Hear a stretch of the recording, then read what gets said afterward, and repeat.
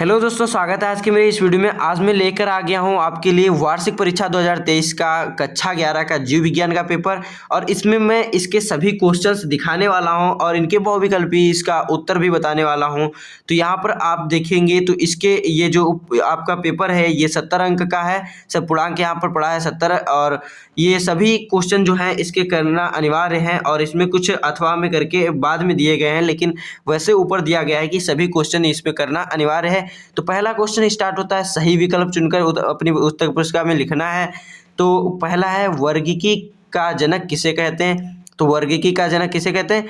Carolus Linnaeus को कहते हैं। यानी कि पहला जो विकल्प है आपका 1, इसका पहला ही उत्तर सही है। कैरोलस लीनियस को वर्गीकी का जनक कहते हैं। तो दंश कोशिकाएं पाई जाती हैं, दूसरा है क्वेश्चन। तो दंश कोशिकाएं सिलेंट्रस में पाई जाती हैं। 4 विकल्प सब में दिए गए हैं। तो इस तरीके से सिलेंट्रस में पाई जाती हैं दंश कोशिकाएं। और प्याज, लहसुन तथा एलोवेरा पादप जगत में के कुल किस कुल से संबंधित है? तो किस कुल से संबंधित है? यहाँ पर आप जानते होंगे कि लिलियेसी जो कुल है इसका, उससे ये सभी संबंधित हैं। तो कोशिका का विद्युत घर किसे कहते हैं? तो कोशिका का जो विद्युत घर है वो माइटोकॉन्ड्रिया को कहते हैं। और प्रकाश संश्लेषण के लिए आवश्यक शर्त क्या है? तो प्रकाश तथा उचित तापमान होना चाहिए, पर्ण रहित एवं जल होना चाहिए, पर्ण हरित एवं जल और CO2, इन तीनों चीज़ों की आवश्यकता है। यहाँ पर ये सभी का विकल्प है, तो ये सभी आंसर करेक्ट हो जाता है। फिर कोशिकीय श्वसन में ग्लूकोज से पायरुविक अम्ल का बनना कहलाता है। तो कोशिकीय श्वसन में पायरुविक अम्ल का बनना आपका ग्लाइकोलाइसिस कहलाता है। और हीमोग्लोबिन द्वारा संवादित ऑक्सीजन का प्रतिशत होता है तो वो 97% होता है। एक स्वस्थ मनुष्य 1 मिनट में सांस लेता है तो कितनी बार लेता है? 12 से 16 बार तक ये एक स्वस्थ मनुष्य एक बार में सांस लेता है, मतलब 1 मिनट में। पक्षियों की अस्थियां किस प्रकार की होती हैं? तो छिद्र युक्त तथा और वायु से भारी होती हैं और छिद्र युक्त होती हैं। और बाद में फिर अंतर स्पष्ट करना है, तो वायवीय श्वसन तथा अवायवीय श्वसन में, फिर वायरस तथा जीवाणु में अंतर स्पष्ट करना है, बैक्टीरिया तथा साइनोबैक्टीरिया में अंतर स्पष्ट करना है। पहले ये जो बहुविकल्पी थे क्वेश्चन उनके आपका 1-1 नंबर के थे और ये सभी 2-2 नंबर के हैं। ये जंतु कोशिका तथा पादप कोशिका, इसका भी आपको अंतर स्पष्ट करना है, क्या अंतर है।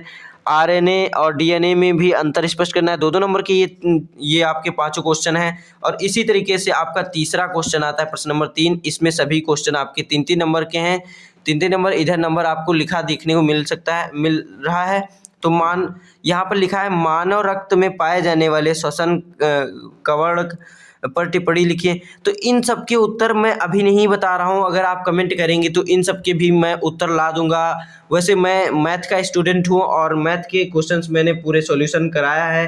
अगर आप इसके लिए भी कमेंट करेंगे तो इसकी डिमांड पर मैं आपको इसके आंसर भी करा सकता हूं। और अभी ये आप देख लीजिए, इस तरीके से इतने क्वेश्चन इसके पूछे जाते हैं और इसका आप एक आइडिया बना। एग्जाम 11 का होता है, कक्षा 11 का, उसमें कितने कैसे क्वेश्चंस आते हैं वो आप पता कर लीजिए यहाँ पर। तो यहाँ पर आप देखेंगे इसमें भी ये 3-3 नंबर के आपके ये क्वेश्चंस हैं। इस तरीके से ये क्वेश्चंस खत्म हो जाते हैं। फिर आपका प्रश्न नंबर 4 है, इसमें भी 3-3 नंबर के सभी क्वेश्चंस हैं। और यहाँ पर ये जो दीर्घ उत्तरीय प्रश्न है वो 5-5 नंबर का 3 प्रश्न है। और यहाँ पर अथवा करके दिया गया है, ये प्रश्न करिए या फिर ये प्रश्न करिए, फिर ये करिए या फिर ये करिए। ऐसे ही 3 क्वेश्चन है, तीनों में 1-1 आपको ऑप्शन मिल जा रहा है, कोई 1-1 करना है। तो इस तरीके से ये आपको पेपर देख लीजिए, ऐसे ही पेपर आपका भी आ सकता है। तो इनका प्रैक्टिस आपको मॉडल पेपर जितने भी दिखाए जाते हैं उनका आप प्रैक्टिस हमेशा किया करिए, जिससे कि आपके अच्छे से अच्छे नंबर आया करें।